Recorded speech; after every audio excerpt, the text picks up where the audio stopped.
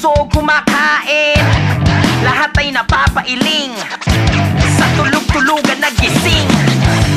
Ako nga po pala ay si kandidatong may pangbili ng kotse, bahay at lupa, kayamanan ang may alam lang ay manghuhula. Gusto ko lang ay makatulong sa mga dukha, at lahat ng mga sinungaling ay mabuksa.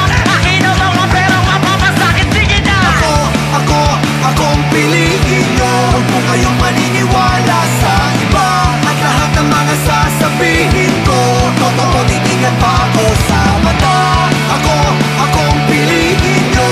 Ako lamang at wala nga ng iba, ang kasagutan sa lahat ng kahirapan nyo kunwari.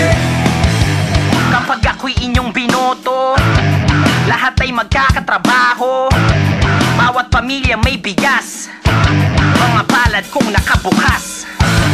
Bakit tayo nakukontento pag binigyan ng 1 kilo na ang dapat nakalaan higit pa sa 1 kaban? Galing nga po pala yan